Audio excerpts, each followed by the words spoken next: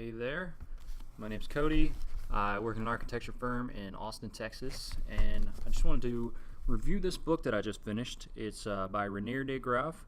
It's called Four Walls and a Roof, subtitle The Complex Nature of a Simple Profession. And Reinier de Graaf, see his picture here, is a partner at OMA, which is the architecture firm that Rim Koolhaas founded. And he actually, I believe, heads the sister company called AMO.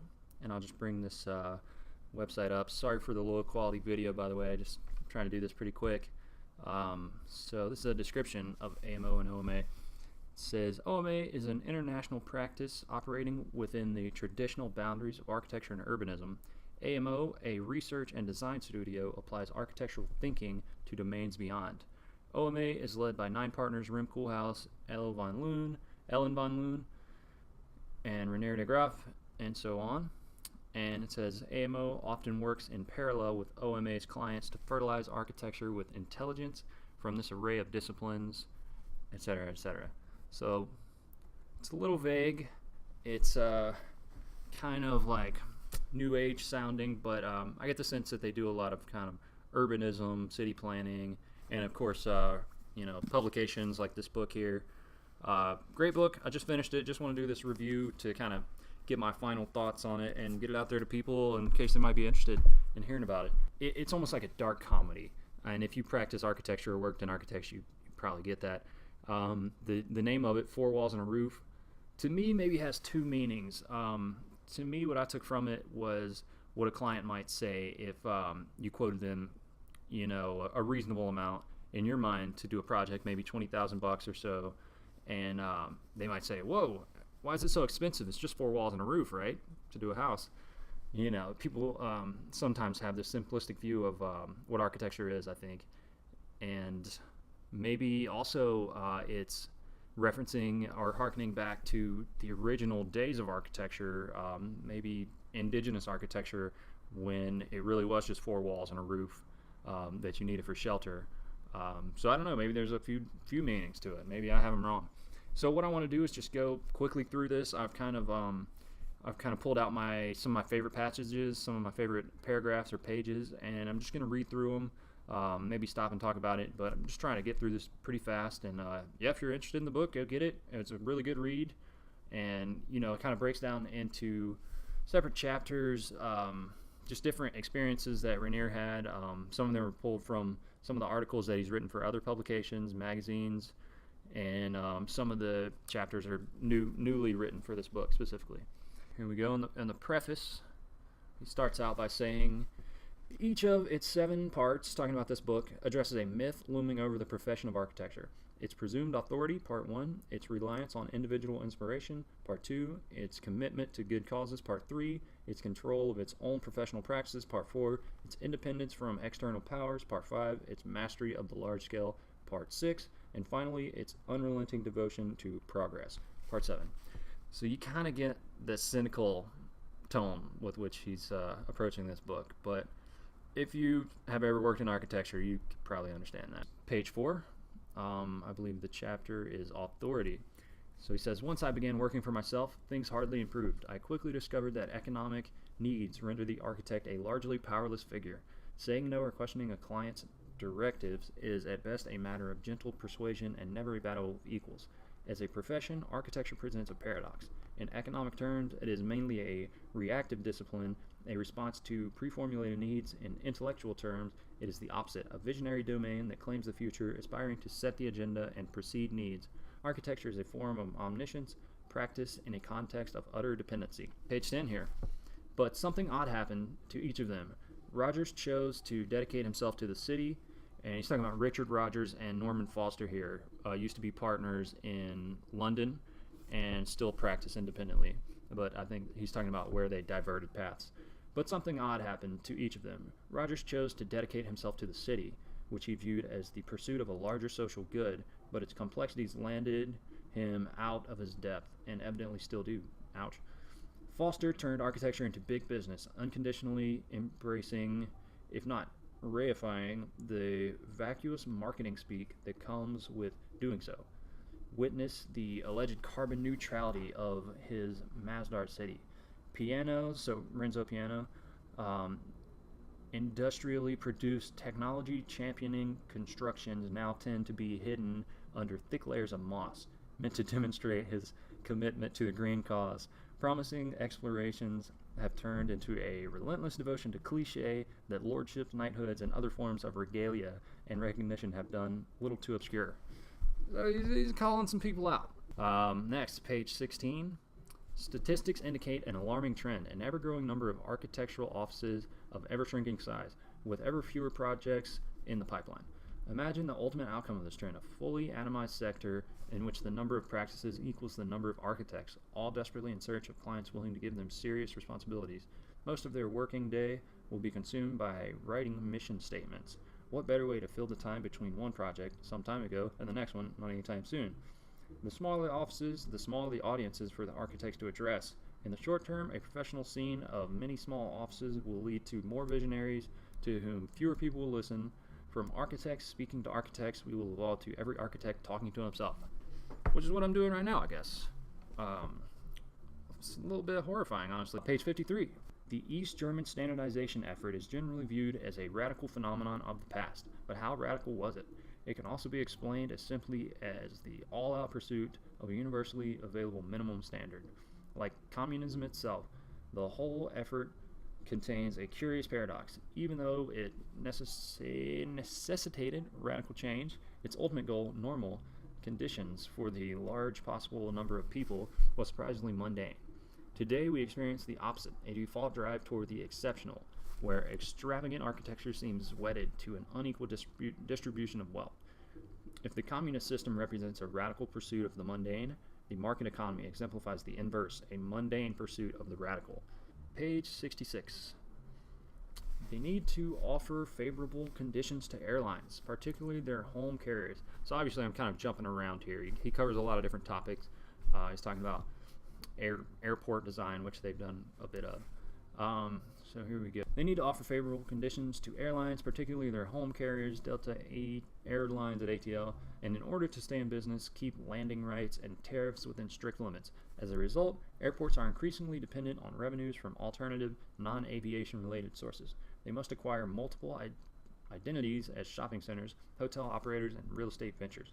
A paradigm shift ensues. Instead of regarding the airport as a peripheral inconvenience for the city, cities start to develop around airports. City airports become airport cities. So just some changing trends he's noticing. Page 67. The primary function of an airport is to serve movement. Therein lies its true modernity. Not progress, but progression. Even if we have no idea what we progress toward. John Baudrillard once described America's highways as places of conformism, a route that leads nowhere but keeps one in touch with everyone. Any speculation about the future is pointless. The whole point is to keep thinking about the future, if only as an existential ritual. It is important to suspend any definitive conclusions. We're all going somewhere, even if it doesn't matter where. The airport is an even more radical embodiment of this metaphor, a place to which one goes only in order to leave. A bit of a mind bender there. Page 75, the inevitable box. Sorry about this little blurry scan. I'm going to read it out of the book. So he says, when did the pitch roof stop being a necessity? The dirty secret of modern architecture is that it never did. We stopped using it without any superior solution having presented itself. The omission of the pitched roof is an intentional technological regression, a deliberate foregoing of the best solution in favor of an aesthetic ideal, eschewing function for form, the symbol of a desire for progress instead of progress itself. We choose to endure the inconvenience. After all, architecture and the box have had an inconvenient relationship for centuries. The pitched roof helped them avoid seeing eye to eye. It was what stood between architecture and the naked truth, what prevented the box from being a box. In our drift toward the box, the pitched roof was a necessary casualty. No progress without cruelty. With bigger things at stake, the pitched roof had to go.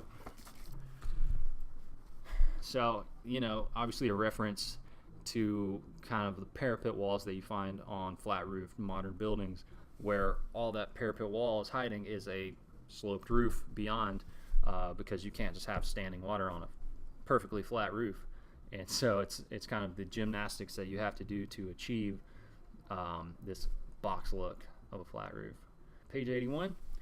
Where other professions operate on a basis of maximizing financial return while minimizing labor, architecture is predicated on the reverse. When it comes to money, architecture has developed its own theory of relativity. Einstein offered the possibility to become younger with time. Architecture offers the possibility to become poorer by working. Still, we shouldn't complain.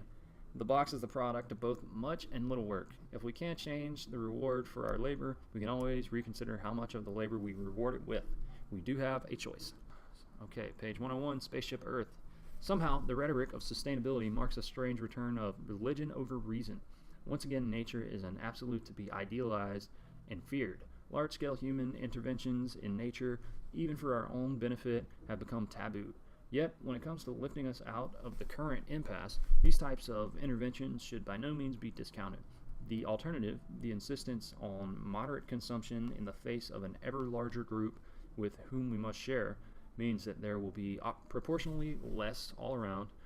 This leaves us with two options: a continuous lowering of the minimum standard or preserving the same standard but for a limited number of people.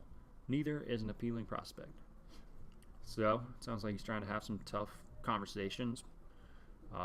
Things I guess we should consider as a species and a culture, and things you would think you might hear in more political debates, but unfortunately not. Okay, so he says, community exists not as antidote to anonymity, but because of it. We can augment our persona, fix our shortcomings, and renegotiate our relationships at will. Mila Kundera wrote that we cannot know if our decisions are the best ones, because the first rehearsal of life is life itself. But the creators of virtual communities such as Second Life make that no longer true. Their metaverse offers endless trial and error, where humans, or rather avatars, can free themselves from the limitations of reality. Property and services are traded for virtual currency that every now and then, in a strange intersection of virtual and real, can be exchanged for hard cash. Products are granted a first life in virtual communities before they emerge in the real world. Second Life's virtual schizophrenia clinic serves as an ironic climax. Okay, another chapter, A Benevolent Dictator with Taste, page 323. Architecture is a negotiated art, and it's highly political. If you want to make buildings, there is diplomacy required. I've always been interested in an architecture of resistance, architecture that has some power over the way that we live. Working under adversarial conditions could be seen as a plus because you're offering alternatives. Still, there are situations that make you ask the question, do I want to be a part of this? In France, I would refuse to work for the extreme right party, but all around the world, you have good reasons to say yes, because you don't build only for a client, you build for a city. Page 340, powers that be. It is no coincidence that whenever developers commit themselves politically, it is firmly to the right of the political spectrum. Property tycoons are among the most prominent donors to the Republican Party in the United States and the Conservative Party in the United Kingdom. They are also among the most vocal critics of large government. For the past 40 years, the property world has co-authored the largest sellout of the public sector in the history of man. For developers to now pose as potential saviors and leaders of the public sector seems disingenuous at best. Is he talking about Donald Trump? Probably. Well, there you go. Donald Trump pops up. Yeah, he does have a chapter where he talks a lot about Trump. And this is taken from it. Page 346. If we momentarily replace Hillary Clinton with Prince Charles as the imaginary opponent, the swap is not that far-fetched. Both are members of a dynasty. Trump's 2016 Republican convention acquires a whole new aura. Its tasteless becomes a form of liberation.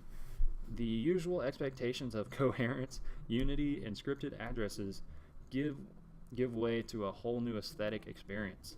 Trump's speech becomes the 21st century equivalent to Dada poetry, separating words from meaning, celebrating chaos and irrationality, and aspiring to transcend the limits of logic in pursuit of an ultimate universe of potential.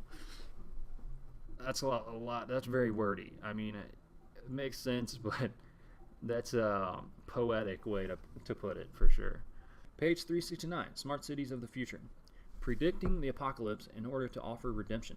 The rhetoric of the smart city unwittingly invokes a 2,000-year-old formula, that of the Bible, and as often happens when the Bible is invoked, the smart city reeks of hypocrisy, a desperate search for a good cause, enacted to ease a bad conscience. It is the pursuit of business that lies at the core of the smart city, nothing more, nothing less. While eager to claim a large lucrative portfolio of public services, advocates for the smart city are uninterested in any public accountability. It is the perfect veil for an aggressive form of privatization, one that reduces the actual city to the cadaver acquis of corporate interest. I believe that means the exquisite corpse. And yeah, this popped in my mind when I was reading this. Obviously, Tyrell Corp from Blade Runner. It's kind of the corporation that runs the world. And I can't argue with him. He says a few times in here, the smart city is the corporate city. It's a veil. It's obfuscation to make people think that, oh, these people have good intentions. Yeah, smart city, that'll make life better. But will it? Will it really? Next page, 405, coup de grace. The prevailing reading of events around Pruitt-Igoe. So Pruitt-Igoe is a famous housing block. It was meant to be kind of low-income housing. Don't remember where. I'm sure I'll get to it. But it was ultimately a failure because it just turned into basically a ghettoized housing block. There was a lot of crime, and they ended up demolishing it not too long ago. So he says, the prevailing reading of events around Pruitt-Igoe is enough to make any architect uncomfortable. The repeated use of the demolition footage sends a clear message. Dear architects, when it comes to solving societal issues, do not get above yourself. It will literally blow up in your face. Still, there is a strange disjunction between the powerlessness that emanates from the imagery of Pruitt-Igoe's demolition and the blame that is attributed to the architecture. Surely, if architecture's power to fix societal issues is limited, then so must be its power to create them. One cannot help but wonder whether the critics, with their singular focus on architecture as the culprit of Pruitt-Igoe's demise, made themselves part of the cover-up. What lies beyond the truism that modern architecture died in 1972? What story is buried under the rubble left after Pruitt-Igoe's demolition? Yeah, there's actually a chapter in this book that's just full of pictures of modern. They all kind of look like apartment buildings. They're all just being demolished. They're pictures of demolitions. Pretty funny, pretty depressing. On page 421, the century that never happened. After the conservative revolution, the built environment, and particularly housing, acquires a fundamentally new role. From a means to provide shelter, it becomes a means to generate financial returns. A building is no longer something to use, but something to own, with the hope of increased asset value rather than use value over time. Through the general deployment of the term real estate, the definition of the architect is replaced by that of the economist. This is also the moment at which architecture becomes definitively inexplicable, at least by the criteria according to which architects usually explain architecture. The logic of a building no longer primarily reflects its intended use, but instead serves mostly to promote a generic desirability in economic terms. Judgment of architecture is deferred to the market. The architectural style of buildings no longer conveys an ideological choice, but a commercial one. Architecture is worth whatever others are willing to pay for it. Architecture and marketing become indistinguishable, leading to a curious reversal of the process. Computer renderings precede technical drawings, the sale of apartments precedes their design, the image precedes the substance, and the salesman precedes the architect. So that's the end of what I had to offer, but you know, it is a pretty cynical read. I found humor in it. I think, you know, you have to find your own meaning in life and follow that. But, you know, he lays out some things that I think younger architects would do well to understand or to listen to. Definitely check this book out if you're interested in architecture and professionally practicing, because I think it is very eye-opening and very eloquent, very articulate. So thanks for watching. Hope you enjoyed it.